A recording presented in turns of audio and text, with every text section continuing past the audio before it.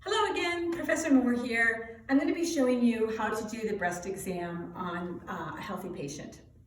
We're going to first start by talking about when to do the breast exam.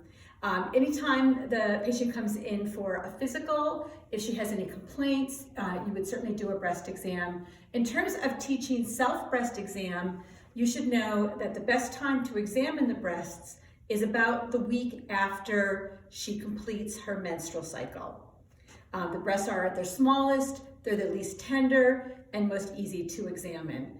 You would teach the woman to do the breast exam in the shower where she could soap up the breast and really get a good full exam of her breasts.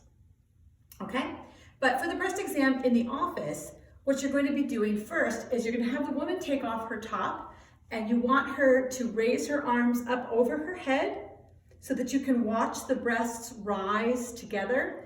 If you see any dimpling of the tissue, if you see any hesitation of one breast over another, there may be a mass that is holding that breast to the chest wall.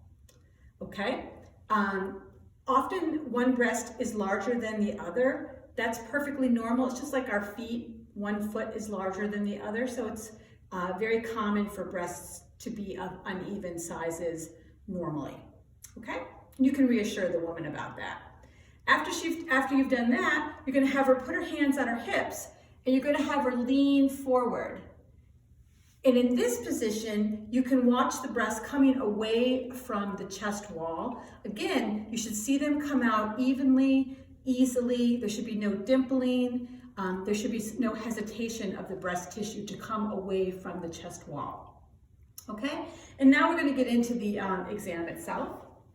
For the exam, you're going to first discuss from the patient that she needs to have her arm behind her head. This gives you full access to the breast. I would have washed my hands completely before.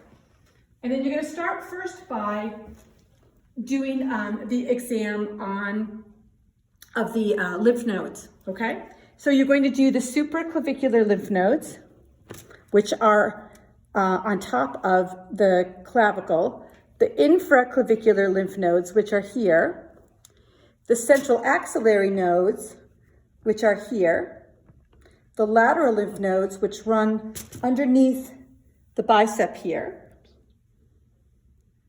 You're going to do the pectoral lymph nodes, which are here, and then the subscapular lymph nodes, which are here. Okay? And you're going to do that for both sides. All right? Then we're going to do the actual breast exam.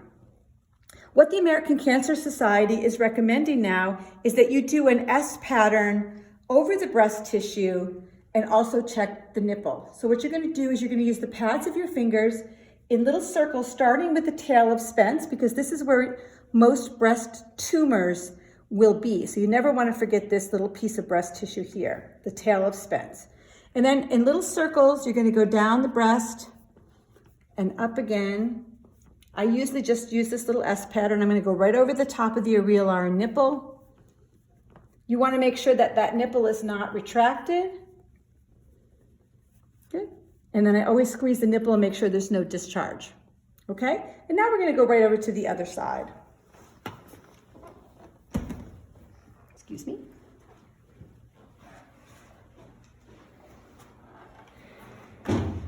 Okay. Now to the other side. Her arm goes up over her head. We're going to check the lymph nodes on this side. Supraclavicular, infraclavicular, central axillary, lateral, pectoral, and subscapular. You notice that I keep one breast covered for modesty at all times. Okay? Then I'm going to start again at the tail of Spence, come down here, little circles in an S pattern.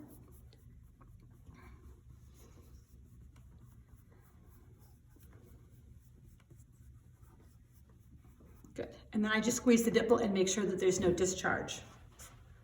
Right? There should be no masses in the breast. And that concludes the breast exam. Thanks.